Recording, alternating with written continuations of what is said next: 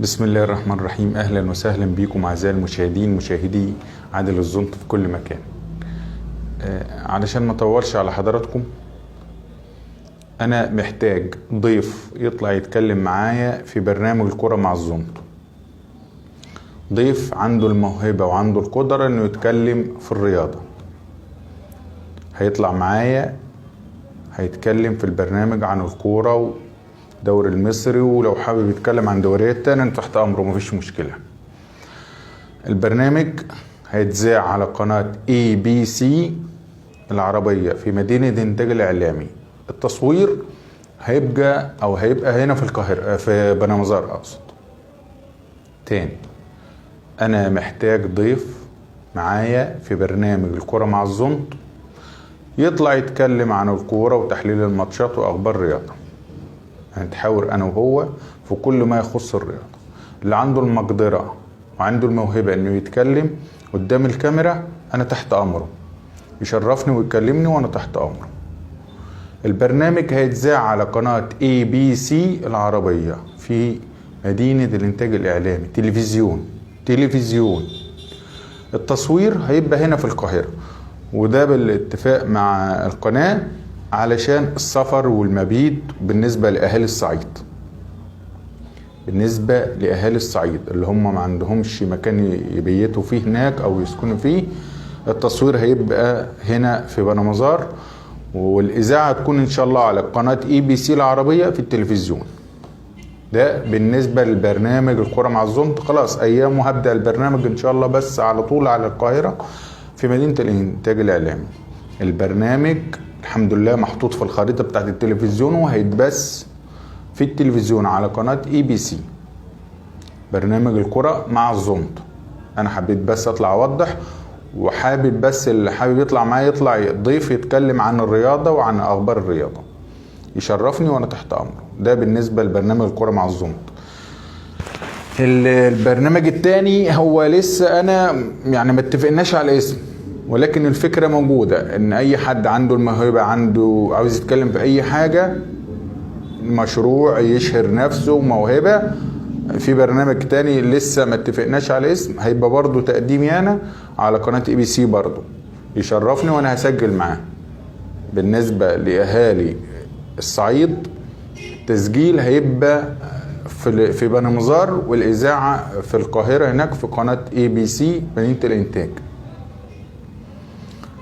يبقى كده علشان بس الناس ما تتوهش، أنا عندي بفضل الله برنامجين: برنامج الكرة مع الزنط، وده برنامج رياضي واتحط في الخريطة بتاعت التلفزيون خلاص وانتهى أمره.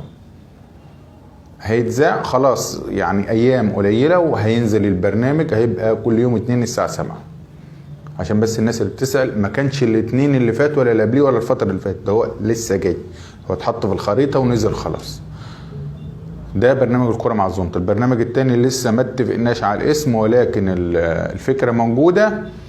اللي حابب يطلع معايا يتكلم عن اي موهبة او اي حاجة انا تحت امره. هنسجل هنا ببني مزار بالنسبة للصعيد، وهنسجل في القاهرة اللي عاوز يروح القاهرة.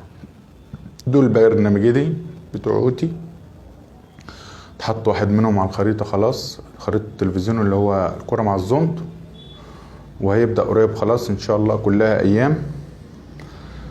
فاللي عنده الموهبة او عنده القدرة انه يقف قدام الكاميرا ويتكلم ويحلل معايا الماتشات ونتكلم في الاخبار، انا تحت امره، يشرفني ويكلمني. وان شاء الله التصوير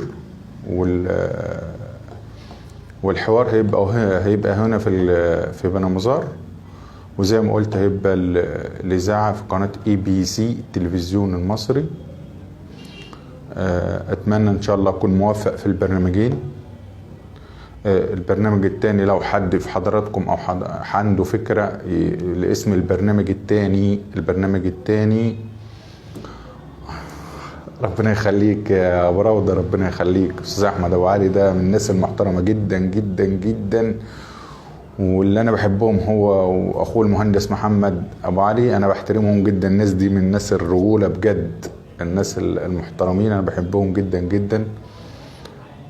ربنا يخليك تاني يا ابو روضة، وان شاء الله اكون موفق بفضل الله سبحانه وتعالى في الاول، بدعواتكم ومشاهدتكم ليا من خلال دعمكم على الصفحة وعلى قناة كاريزما سبورت على اليوتيوب. يعني بنحاول نسهل الامور على نفسي وعلى الناس هنا بالصعيد للي حابين، ونظهر المواهب للي حابب يظهر ويتكلم في اي مجال هو حابه. الرياضة موجودة والحاجة التانية موجودة، سهلنا لكم الدنيا جدا. بقت في قناة في مدينة الانتاج الاعلامي، حبيبي كابتن احمد شحاتة طبعا، نجم نادي بني سويف ونادي ابو قير ونادي المنيا حديثا. شرفت نادي المنيا والتوفيق يا كابتن، واشوفك في احسن انديه كده انت والكابتن محمد شحاتة اخوك نجم طلع الجيش. توفيق يا كابتن احمد. فباذن الله ربنا يكرمنا، سهلنا الامور على الناس كلها، اللي عنده الموهبه واللي حابب يطلع يتكلم في الرياضة، يتكلم في الفن، في مشروع، اللي عاوز يعمل اعلانات، اللي عاوز يعمل استغاثة. ده بالنسبة للبرنامج التاني. لكن برنامج الكرة مع الزمط طبعا ده برنامج رياضي. مش حابب ان انا اطول على حضراتكم، الحاجة موجودة والبرامج اتحطت الحمد لله. عم وليد ربنا يكرمك الله يخليك. البرنامج اتحطت في الخريطة عشان الناس بس اللي بتسأل. الحمد لله الحاجة موجودة والبرنامج اتحط، وقريب هتشوفوه على التلفزيون، هتشوفوا عادل الزمط بقى على التلفزيون برنامج بتاعه هو. الحمد لله سعيت ومش مستعجل، واحدة واحدة زي ما قلت كتير وبقول وهقول، وفي ناس بتكلمني برمي كلام الناس السلبي ورا ظهري، وباخد منه ان انا اتقدم لقدام. اما النقد الايجابي فده فوق راسي من فوق، باخد النقد دوت يعني بتعلم منه، حتى لو حد اصغر مني انتقدني وبتعلم، بحاول ان انا اكون حاجة كويسة لنفسي اولا ثم للناس. في النهاية عشان ما اطولش على حضراتكم وتزهقوا مني، زي ما قلت برنامج الكرة مع الزمط موجود. في برنامج تاني لسه ما اخترناش الاسم، دول موجودين على قناة ABC شاشة التلفزيون المصري. تشرفوني كلكم، للي حابب يطلع يتكلم في الكورة او يطلع يتكلم في حاجة تاني تشرفوني. التصوير هيبقى هنا في بني مزار والإذاعة في القاهرة. اتمنى من حضراتكم تدعموني وتقفوا جنبي زي ما انتوا عاملين كده على الفيس وعلى اليوتيوب.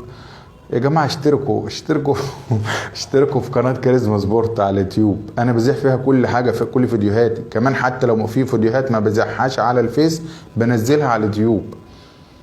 الناس حبايبي واهلي واصحابي واخواتي اللي على الفيسبوك، في قناة بتاعتي انا على اليوتيوب اسمها كاريزما سبورت بالانجليزي، عليها صورتي برضو. القناة دي انا بنزل عليها الفيديوهات اللي ما بنزلهاش على الفيسبوك. ادخل، مش هتدفع فلوس وانت بتشترك، والله العظيم مش هتدفع، انت هتدوس اشتراك واعجاب بس. فاتمنى ان حضراتكم كلكم تشتركوا وتشوفوا اللي انا ما بنزلوش على الفيس بنزله على اليوتيوب. بحترمكم كلكم، محب كل الناس، وبالتوفيق ليا وليكم، وربنا يكرمنا ان شاء الله. شكرا ليكم والسلام عليكم ورحمة الله وبركاته. عادل الزمط.